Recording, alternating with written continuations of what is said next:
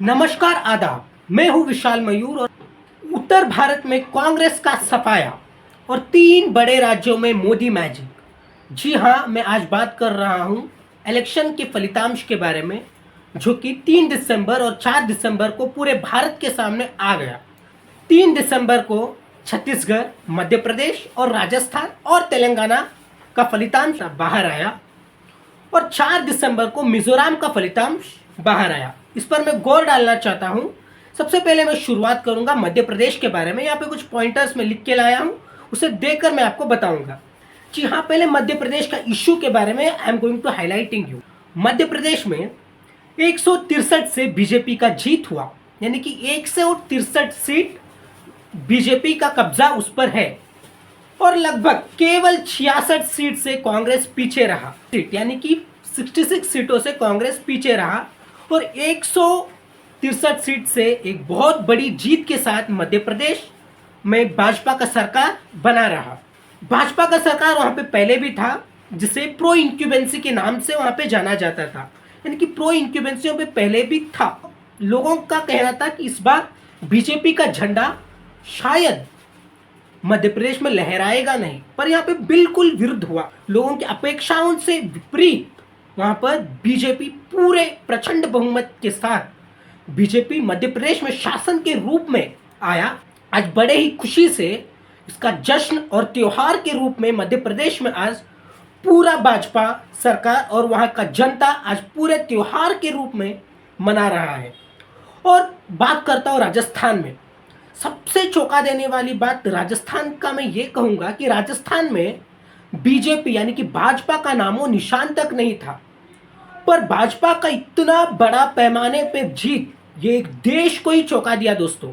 अशोक गहलोत का शासन राजस्थान पर था और इस बार जनता ने अशोक गहलोत के बदले वसुंधरा राजे को चुना ताकि वो वसुंधरा राजे उन पर शासन कर सके। अब गौर डालता हूं छत्तीसगढ़ के इलेक्शन के बारे में। जी हां, छत्तीसगढ़ में 55 सीटों से भाजपा की जीत हुई और 36 सीटों से कांग्रेस का हार हुआ। यहां पर भी एंटी इंक्यूबेंसी यानी कि कांग्रेस का शासन था।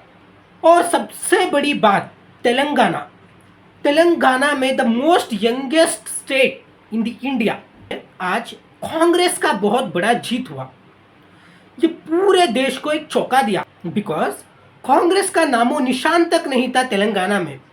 हर बार बीआरएस का शासन तेलंगाना पर चलते आया है, पर इस बार बड़े पैमाने में कांग्रेस का जीत तेलंगाना में हुआ। जी हां, कांग्रेस वहां पर 66 सीटों से जीता है, 64 सीट, और बीआरएस 39 सीटों से पीछे रहा। और जो 4 दिसंबर को मिजोरम का जो फलितांश आया उस पर गौर डालता हूं। Joram people movement got 37 seat and they won, और मिजोरम नेशनल फ्रंट 10 सीटों से पीछे रहा कि जेपीएम यानी कि जोराम पीपल मूवमेंट का शासन आज मिजोरम में हो गया। और इस बार मिजोरम में भाजपा के 2 सीट आए। शायद एक डेवलपमेंट का एक पार्ट ही से हमें समझना होगा, बिकॉज कहीं ना कहीं भाजपा का जो इलेक्शन का प्रचार है ये शायद लोगों पर प्रभावित हुआ।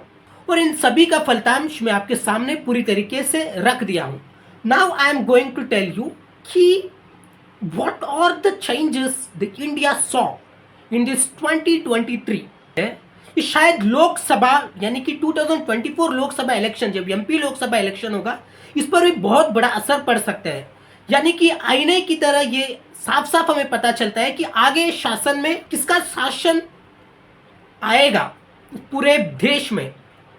जी हाँ, मैं डेवलपमेंट की बात करता हूं। You can see a paradigm shift has been seen, यानी कि अगर हम 20 साल पहले या 10 साल पहले अगर हम जाएंगे तो हम ये देखेंगे कि वोटिंग सिस्टम उस वक्त कैसा था। यानी कि लोग एक रिलीजन पे फोकस करके वोट कर देते हैं। यहाँ पे एक रिलीजन सिस्टम चलता था, यानी कि एक रिलीजन अगर मान लो XYZ पार्टी को वोट करता है, पूरा the entire community used to vote to that party. उसी और एक और फैमिली सिस्टम था। फैमिली सिस्टम यानी कि घर का मुखिया अगर XYZ पार्टी को वोट करे तो उसके साथ पीछे जितने भी लोग हैं वो भी उसी पार्टी को वोट करते थे। और ये पैराडाइम शिफ्ट का रिजल्ट ये क्यों हुआ, ये संकेत करता है कि लोगों में डेवलपमेंट चीज दिखाई दे रहा है। यानी कि लोग आज सही तरीके से पहचान रहे क्या सही है और क्या गलत है, कौन सा नायक who is capable to rule on us, who is not. The people are enough to decide now. शायद कुछ 10 साल पहले ऐसा ऐसा था नहीं, बिकॉज अभी लोगों को ना तंग आ चुका है, अब मुझे ये पार्टी नहीं चाहिए। जब लोगों को बस होगा, जब लोगों को तंग आएगा, तो अल्टीमेटली पूरे लोग ये मिलकर ये डिसाइड करते हैं कि किस पार्टी को अगले चुनाव में जिताया जाएगा। इसका एक बहुत बड़ा उदाहरण मैं कर्नाटक के बारे में बताने वाला हूँ। In 2023 we saw a big result in Karnataka that Congress government won. और ये इसका फलितांश इसीलिए आया, लोगों ने एक सही पार्टी को चुना। I am not supporting Congress party, not supporting BJP party. I'm just talking about the majority of the people, what was their decision. यानी कि अगर बात मैं भाजपा का करूंगा, कर्नाटक में बहुत सारे कॉन्फ्लिक्ट्स हुए। एक हिजाब का इशू हो, हलाल का इशू हो, या सेप्रोनाइजेशन ऑफ द सिलेबस हो, स्कूल में अंडा देना चाहिए या नहीं, ऐसे कई सारे इश्यूज कर्नाटक में आ खड़े हुए। और ये लोगों को तंग ला गया दोस्तों, बिकॉज यहाँ पर हर तरफ लोगों में ना एक हिंदू और मुसलमानों के बीच एक गैप बनता हुआ हमने देखा। और इस गैप को लोगों ने बारीक नजर से देखा और उन्होंने यह चुना कि अगले चुनाव में हमें किस पार्टी को जिताना चाहिए। Because this is not a small development, this is a major development which we see nowadays. ऐसा ही कुछ फलितांश हम आज पूरे देश में देख रहे हैं। और तेलंगाना में जो आज कांग्रेस का इतना बड़ा जीत है, इसका क्रेडिट जाता है कर्नाटक गवर्नमेंट को, यानी कि कांग्रेस गवर्नमेंट को, जो प्रेजेंटली कर्नाटक पे शासन कर रहा है। क्योंकि इलेक्शन कमीशन ऑफ इंडिया ने कांग्रेस को ये अनुमति दे दिया कि जाओ, गो एंड डू एडवर्टाइजमेंट, प्रचार करो। और ये जो प्रचार था, ये बहुत ही पॉजिटिव रिजल्ट के रूप में आज तेलंगाना में निकल आया। यानी कि लोगों का जो माइंडसेट है, इट हैज कंप्लीटली चेंज।